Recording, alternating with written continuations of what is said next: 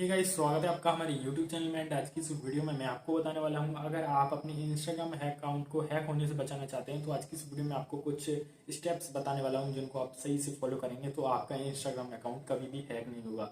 काफ़ी सारे लोग गलती कर देते हैं, इस वजह से उनका अकाउंट जो है वो हैक हो जाता है और उन्हें काफ़ी सारी प्रॉब्लम्स देखने के लिए मिलती हैं।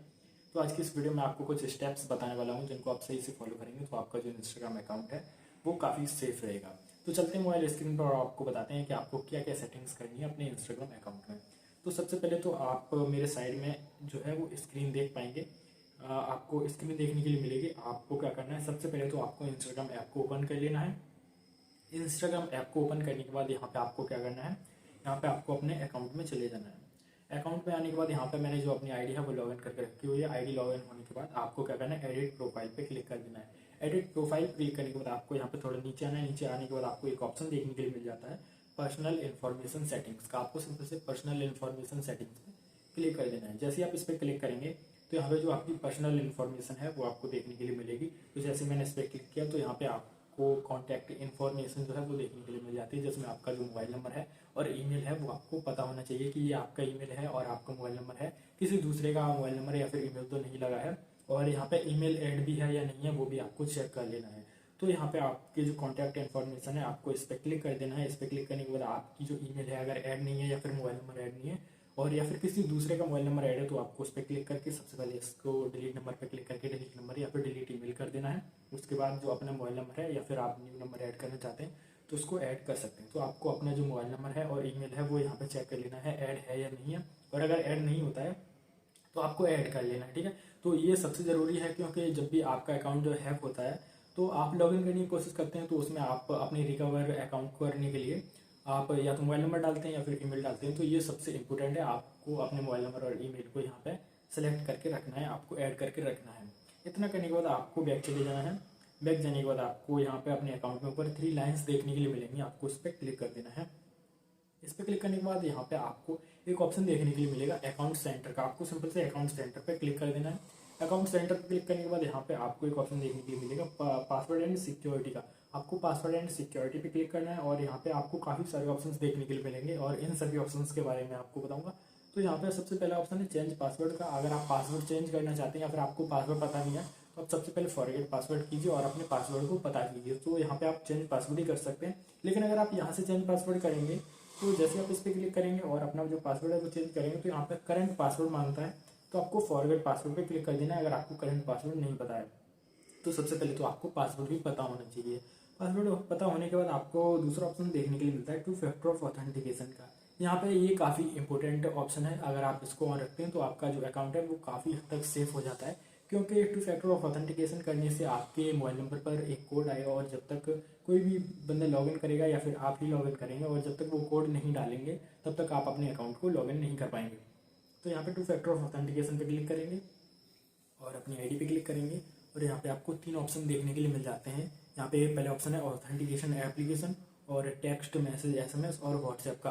तो आपको यहाँ पे क्या करना है, सेकंड वाले ऑप्शन को चूज करना है, टेक्स्ट मैसेज SMS।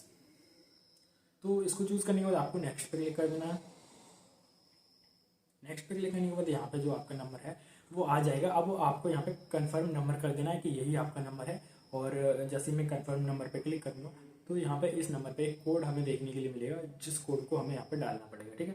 तो यहाँ पे देख सकते हैं 2 factor of authentication is on और आपके में कोड भी आ सकता है। यहाँ पे अभी मैंने 2 फैक्टर ऑफ ऑथेंटिकेशन ऑन की थी तो इस वजह से डिटेक्ट कर लिया। आपके में क्या होगा कि जैसे आप कंफर्म करेंगे नंबर उस पर एक OTP आएगा, ठीक है। और जैसे आप OTP डालेंगे वैसे ही आपको 2 factor of authentication is on कुछ इस तरीके का मैसेज जो अभी देखने के लिए मिल रहा है, कुछ इस तरीके का जो मैसेज है वो देखने के लिए मिलेगा।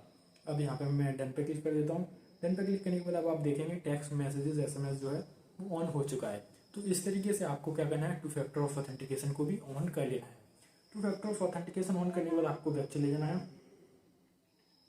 बैक जाने के बाद आपको एक ऑप्शन देखने के लिए मिलेगा सेव्ड लॉगिन का। अब दोस्तों काफ़ी सारे लोग क्या करते हैं कि उनको पासवर्ड याद नहीं रहता है तो वो सेव लॉगिन पर क्लिक करके अपना जो पासवर्ड है वो सेव कर लेते हैं। और क्या होता है इसमें, जब भी आप अपनी आईडी लॉग आउट कर देते हैं और लॉग आउट करने के बाद किसी भी अपने फ्रेंड को या फिर किसी को भी अपना मोबाइल देते हैं और वो इंस्टाग्राम में जाता है और जैसे ही वो लॉगिन पासवर्ड पर क्लिक कर देता है या फिर यूज़र नेम डालता है उस सेक्शन पर क्लिक करता है, जैसे ही वो अपना यूज़र नेम डालने की कोशिश करता है और उस पर क्लिक करता है, वैसे ही आपकी जो इन्फॉर्मेशन है वो सेव होती है, तो वो उसको डायरेक्टली दिख जाती है और वो सेव इन्फॉर्मेशन पे क्लिक करके आपका जो अकाउंट है वो लॉगिन कर पाएगा और चेक कर पाएगा।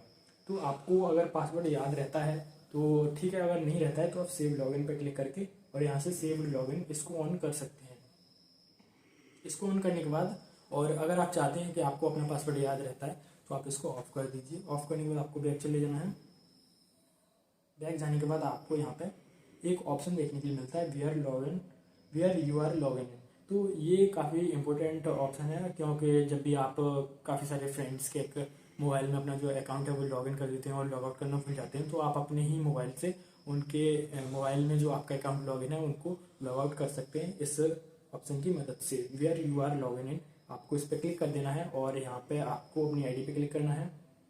आईडी पे क्लिक करने के बाद यहाँ पे आप देखेंगे कि आपका जो डिवाइस है उसमें दिस डिवाइस लिख के आएगा और जो भी नीचे डिवाइस आएंगे उनमें आपको लॉग आउट कर देना है। किसी भी दूसरे जो डिवाइस में है वो अपना जो अकाउंट है वो लॉगिन करके नहीं रखना है। बस आपको इतनी सेटिंग्स कर लेनी है और अपना जो पासवर्ड है वो आपको पता होना चाहिए, आपका जो ईमेल वगैरह है वो भी आपको पता होना चाहिए।